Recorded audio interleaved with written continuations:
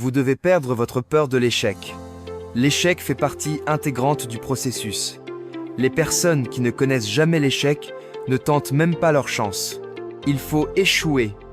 Il faut se tromper pour apprendre à faire juste. Vous ne tirez rien de la victoire. C'est uniquement de vos échecs que vous apprenez des leçons précieuses qui vous forgent. Peu importe ce qui se passe dans votre vie, rien n'est permanent. Tout change, tout évolue. La vie ne vous arrive pas par hasard, comme on le pense souvent. Non, la vie arrive pour vous. Elle est là pour vous offrir des opportunités. Chaque jour, des occasions se présentent à vous. Vous pouvez choisir de rester effrayé par ces opportunités, de les fuir ou de les saisir à pleine main. Ce que j'ai finalement compris, c'est que si vous abandonnez vos rêves, si vous renoncez à vos aspirations les plus profondes, que vous restez rien du tout. Je ne peux pas vivre de cette manière, et vous non plus. Une grande opportunité de croissance, c'est un travail que vous détestez. Vous n'aimez peu être pas votre emploi. Mais savez-vous pourquoi on vous paye? On vous paie précisément pour être là, parce qu'on sait que ce n'est pas agréable. C'est l'échange. Votre présence et votre effort contre un salaire.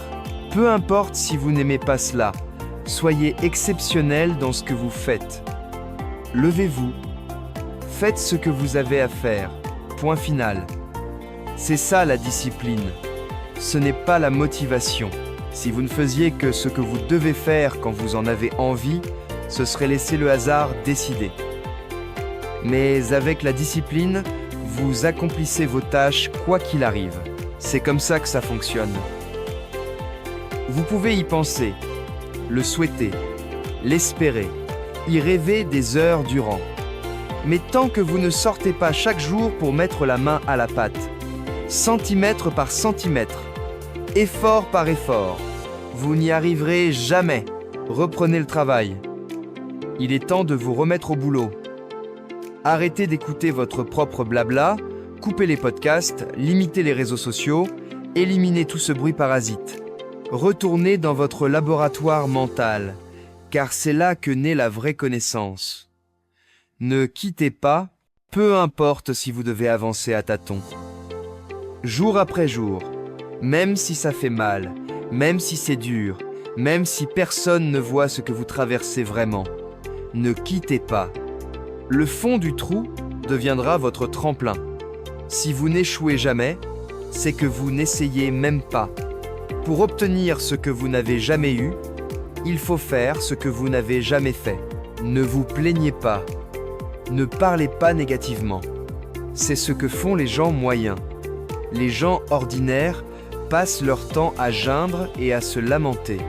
Les gens moyens accusent leur patron, leur mère, n'importe qui. J'étais comme ça autrefois. Je disais, quand mon père va venir me chercher?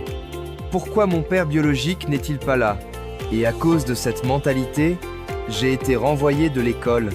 J'ai fini à la rue, je suis resté fauché.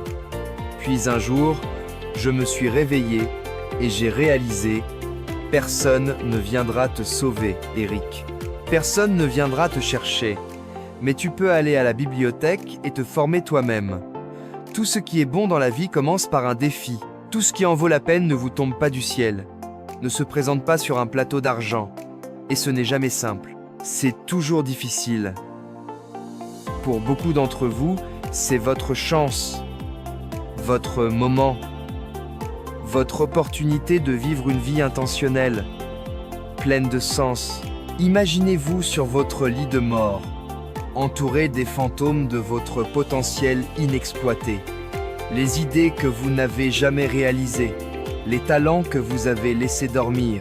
Ces fantômes vous entourent, en colère, déçus, et ils vous disent « Nous sommes venus à toi parce que tu pouvais nous donner vie, mais maintenant, nous partons ensemble vers la tombe. » Je vous pose la question. Combien de ces fantômes seront autour de votre lit quand votre heure viendra? Que faites-vous quand des milliers d'autres personnes veulent exactement la même chose que vous? Et si vous n'étiez pas le seul à désirer cela? Et s'il y avait des milliers de concurrents, il faut les surpasser. Levez-vous plus tôt, couchez-vous plus tard, exécutez sans faille, passez de 70% à 120% d'efforts. Nous n'avons pas fait tout ce chemin pour craquer maintenant. Je suis un gagnant, je vais gagner. Vos rêves sont phénoménaux. La vie que vous envisagez est phénoménale. Votre compte en banque idéal est phénoménal. Mais en tant qu'individu, vous êtes moyen. Vous êtes bon, au mieux. Je vous défie de passer de moyen à bon, de bon à grand, de grand à phénoménal. Si vous savez ce que vous valez, allez le chercher. Mais soyez prêts à encaisser les coups, sans pointer du doigt les autres pour justifier vos échecs. Les lâches font ça, et vous n'êtes pas un lâche. Vous êtes meilleur que ça. Je veux que vous vous voyiez en train de faire ce que vous aimez, d'expérimenter ce que vous désirez, de posséder ce que vous voulez, de vivre une vie qui a du sens et de la valeur. Opérez à partir de votre imagination, pas de vos souvenirs. Parce que quand vous regardez vers l'avenir, votre passé vous susurrera que c'est impossible, en se basant sur vos expériences passées. Peu importe ce que vous avez fait hier, ça ne compte plus. Le compteur est à 0 chaque matin. Peu importe la distance que vous avez courue hier, l'entraînement que vous avez fait, le match de jiu-jitsu que vous avez gagné, la promotion que vous avez obtenue. Aujourd'hui, c'est reparti à 0. C'est l'heure d'agir. Je ne quitterai jamais. Car si vous quittez, c'est fini. Vous pouvez encore respirer, marcher, mais vous êtes mort à l'intérieur. Je persévérerai. Je m'épanouirai dans l'adversité. Mon équipe s'attend à ce que je sois physiquement plus dur et mentalement plus fort que les adversaires. Je m'impose ce standard. Je serai plus dur et plus fort que tout ce qui s'oppose à moi. Ma famille, mon entreprise, mes frères, mes sœurs, mon équipe. Je maintiendrai cette position par le travail acharné. Pour tuer un alligator, frappez-le juste après qu'il a mangé, car il est repu, presque paralysé. Certains d'entre vous sont comme ça, un peu de succès, quelque chose que personne dans votre famille n'a accompli, et maintenant vous vous reposez sur vos lauriers. Vous n'avez plus faim. Réveillez-vous. La discipline? Je sais que c'est frustrant à acquérir, surtout si vous venez d'une famille sans discipline, sans parents, qui vous ont inculqué cela. La discipline ne vient pas de l'extérieur, pas des parents, des grands-parents, des frères ou sœurs. Elle doit venir de vous. C'est tenir la ligne, maintenir le standard, ne pas se relâcher d'un iota, c'est dur. Pour le rendre plus facile, visualisez ce que vous ressentirez une fois la tâche accomplie. La satisfaction, la fierté. À l'inverse, imaginez ce que vous ressentirez si vous lâchez. La faiblesse, le retard, la frustration. Laquelle voulez-vous ressentir dans 10 minutes? Ces minutes deviennent des heures, des semaines, des mois, des années. Tenir bon dans ces moments critiques vous placera infiniment mieux, physiquement et mentalement. Travaillez à travers la faiblesse, combattez la tentation, tenez la ligne. Ce n'est pas facile, mais ça en vaut la peine. Nous pensons tous à abandonner quand la douleur est trop forte, car elle brouille l'esprit, empêche la rationalité. Vous ne pensez qu'à vous sauver, mais ce n'est pas une pensée qui vous mènera loin. Rien ne vous sera donné. Tout se gagne par l'effort. Si vous ne travaillez pas, non seulement vous n'obtiendrez pas de résultats, mais surtout, vous ne le méritez pas. Montrez-moi comment vous faites les choses, comment vous vivez, comment vous combattez. C'est le plus dur. Se lever chaque jour à 100%, maintenir le cap, savoir que vous essayez sans relâche. C'est un vrai grind. Ne vous appropriez pas l'écrasement que vous vivez comme si c'était votre destin final. Vous devrez peut-être y rester un moment, mais ne l'achetez pas, ne le possédez pas. Vous vous relèverez. Ne possédez pas cette douleur, cette souffrance, cette agonie cette grade, cette dépression, ces pensées suicidaires. Louez-les si vous y êtes forcé, mais ne les possédez pas. Peu importe comment la vie vous renverse, ça arrivera. L'important est de vous relever. Il y aura des combats de chiens sur la route du succès. Tout ne se passera pas comme prévu. Décidez de vous relever, de faire face à la vie. Ce qui m'a mis là-bas peut m'en sortir. Et je vais m'en sortir.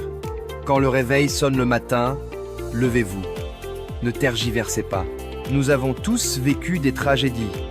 Ou nous en vivrons. Vous pouvez les laisser détruire votre vie. Ou les utiliser comme fondation pour bâtir plus grand. Ne les laissez pas vous retenir. Décidez que ça n'arrivera pas. Soyez plus grand que cela. Tout est un art, littéralement un art que beaucoup maîtrisent ici. L'art de créer des problèmes qui n'existent pas. Il y a déjà assez de vrais défis dans la vie. La peur est un instinct qui vous propulse, vous réveille, vous pousse à agir. Mais le doute, c'est vous qui le créez. Le doute sur vous-même, sur vos capacités, sur vos limites, sur votre travail, sur votre place. Vous devriez avoir peur, mais pas de doute. Sachez que votre projet réussira, coûte que coûte. Ça peut prendre 6 mois, 1 an, mais votre rêve deviendra réalité. Vous avez le pouvoir de faire plus que vous n'imaginez. Ne vous sous-estimez pas. Vous ne vous connaissez pas assez pour devenir cynique. Défiez-vous pour accéder à ce pouvoir intérieur. Vous êtes plus que cela. Être fou, c'est voir ce que les autres ne voient pas. Si vous n'êtes pas un peu fou, vous ne réussirez à rien. Tous les grands ne pensent pas comme les autres. Quand on vous dit que c'est impossible, répondez simplement « Regardez-moi faire ».